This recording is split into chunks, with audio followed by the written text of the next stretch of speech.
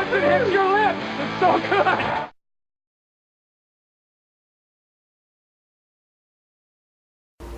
Hello, and welcome. Hello, and welcome to yet another Two Drinks, huh?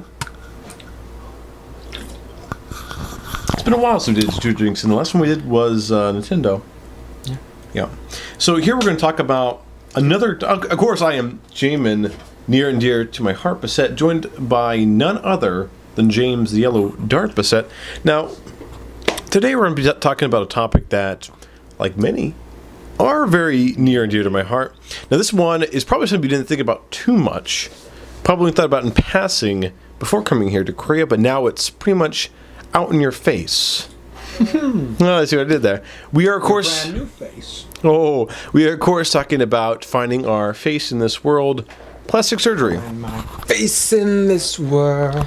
Not a lot to work with, but I need his knife to help me find my face in this world. My face in... Okay, and you know what we're talking about? We're talking about Mark Lowry. He did a cover of Place in this world. Place in This World by Michael W. Smith. A great song. Anyway, so plastic surgery. When we were growing up, plastic surgery was very much a joke thing. You know, something that in the movies, it's what bad guys did when They try to hide who they really are, yeah. Or it'd be like, you know, like Mark Lowry. It'd just be like a joke thing, like, I had to get rid of my nose or whatever. It really wasn't until I got here to Korea that I started to think a lot about plastic surgery and its ramifications. For those of you who don't know, South Korea is one of the largest consumers, but also one of the largest producers of plastic surgery. For those of you who don't know, Korea has a rather peculiar healthcare system. It has a lot of similarities with the States, but just like what Obamacare promises, basically they created this healthcare thing that every person has to buy into. And just like a lot of people predicting for the States, it doesn't cover a whole lot. It's not very good. And almost everybody ends up having to purchase a second set of insurance. Something crazy like 80%. Just real quick. Yeah. Is the Korean government as douchebaggish as the American in the sense that the healthcare is being enforced for all the citizens, but not the government? No, I think they have to buy it too. Well, okay, so South Korea is not as big as douches. And it's And they don't even do they even have an amendment that says they can't do that? Because if I remember correctly, we do. Yeah, but okay. This isn't about topic. Come on. Different topic. So one of the things that's done is made it so doctors who want to make a lot of money, their best bet is to go into plastic surgery. With a lot of these different types of doctors, basically the only way you can make money is to work for a big university hospital or whatever, and the jobs are very competitive. There isn't a lot of them.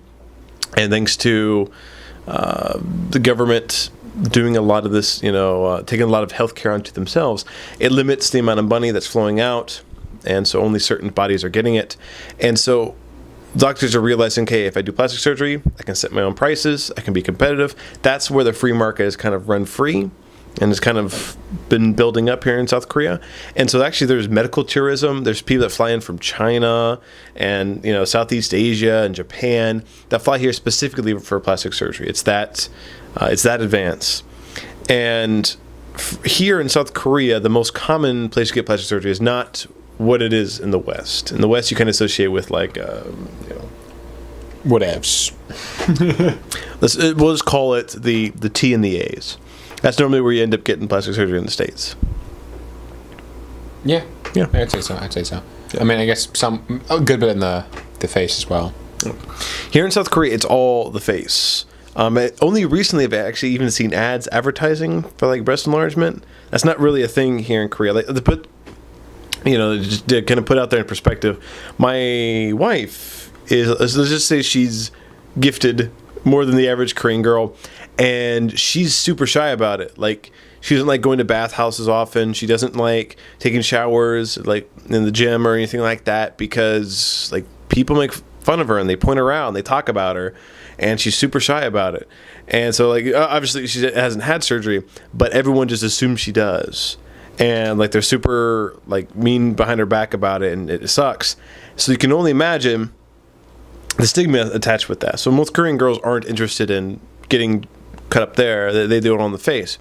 Now, for me, you know how my brain works. My brain just works in weird ways. My mind immediately goes to odd places. And one of the odd places I went for with this one was, I don't look like Dad, do I? I don't look anything like Dad. In fact, You got his hair. I got his hair. Thanks, Dad. Thereof. I don't know why I was talking like that. So yeah, thanks, Dad. That's the only thing I resemble my dad is my lack of hair and the color of my eyes. It's literally it. I look nothing like Dad, and that's by no choice of either of ours. That's just the way the biological dice rolled. With plastic surgery, you are guaranteeing that your children won't look like you, and to your parents, you're guaranteeing that you can't look like them. To me, there's something upsetting about that. Yeah. I would almost take offense to that. You know what I mean? Well, for me, the whole concept of plastic surgery, I mean, I guess there's some aspects of it that are different. Like, you know, you get your face get like burned, like two-face or something. You need plastic surgery to help reform your face. I mean, that's one thing. But people who go out there and just change because they don't like who they are or what the, I don't understand that. Like, I do understand the fact that the media, the movies and TVs, video games, everything just plays up. You know, you gotta be fit, you gotta be good looking, you gotta be, you know, the best there is. But if you are feeling bad about yourself and who you are, that's something that comes from the inside, not the outside. Changing your face, making you look prettier or whatever, isn't gonna change who you are. You only need to be hot enough in order to get someone to want to make a baby with you. That's like the limit, and that limit is actually kind of low. Sad thing to just tie in right there. I can't believe. But yeah, to add to your point, the first people I met in person that actually knew they got plastic surgery was in the Army, and these were guys that got it because they got blown up. Yeah. And so to meet them, and oh yeah, I had to get plastic surgery because I had no nose. After meeting people like that, meeting people, oh, I didn't like the shape of my nose. Oh, you know, I think my nose is too big. That just feels so shallow. We've had to talk about tattoos before. Yeah, that's a different topic right there. Yeah, when you see someone with a tattoo, that means something just touching. Like, you know, something about their grandma who passed away, like a saying that their grandma lived by and had it on their arm. And you see some idiot with like a freaking unicorn with skulls on it. It's like, oh yeah, that was real meaningful. Unicorns are for BAs. Unicorns are gangsters. But no, it's just, again, tattoos look cool on other people, in my opinion. Like, I don't think I'll ever get one. But if it doesn't mean something to you, then I think they're incredibly stupid. Yep. And so, again, plastic surgery comes off that way to me. Exactly. And the other thing was, recently, I say recent as relative, this was maybe 8 months ago, there was actually a Chinese man who sued his wife and won. She had gotten plastic surgery before they met.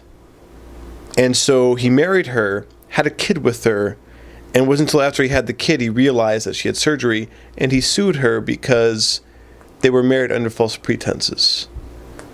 That she knew going into this union that she couldn't produce offspring as attractive as herself. And at first you read that and you're like, that's so dumb. But like the more I think about it, I would totally take offense to that. You know, like... Yeah, I mean, not super, totally take offense. Yeah, especially since that's something you should probably, I don't know, talk about before you get married. Yeah. I mean, I don't know, just, passing by, planning the wedding. So, what kind of flowers do you want? Oh, it doesn't really matter. Oh, by the way, I had plastic surgery. I mean, it's... At least once conversation. It should have happened. That's all I'm saying.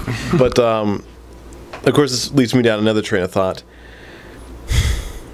The reason why we look the way we do is because of our ancestors choosing mates that they found attractive for whatever reasons. In our parents' case, mom's got really long, pretty hair. Dad, he's still pretty buff dude. You know, despite his age. Graduated from West Point. He's a smarter pants. Brains do attract someone. There you go. The plastic surgery creates a very dangerous element in my mind. People who may not otherwise, and this is going to sound really bad, hold on with me here, people who might not otherwise reproduce as often or as frequently will now have a greater opportunity to do so which could, in the long term, maybe degrade the gene pool. That's so mean. I know. It sounds mean, but this is the human species we're talking about. We've been doing this for thousands of years, and there's a lot of good-looking people in the world. We've been doing it for millions, almost billions of years. If I count our monkey years. No. And there's a lot of good-looking people out there, and part of the reason is because of selective breeding due to you finding enough traits in your mate attractive and positive. And plastic surgery almost creates a false pretense for that method of reproduction. Does that make sense? Well, it also kind of falls in line with makeup. So many actresses, and even actors, you wouldn't go that far. People are like, oh, she's so hot, or oh my gosh. And it's like, all right. It's so hard for me to really come out and just say, she's hot, or she's good looking. Because they are what I classify as Hollywood hot, or Hollywood pretty. I don't know what they actually look like, because what I see on the screen is not what they actually look like. We call them deployment 10s, because whenever you're deployed and you're in the middle of the desert and there's no girls around, no matter how ugly they look, they're hot in comparison. But well, no, it's just obviously if they're a good-looking part of your, if you're just maleness, it would be like they're hot.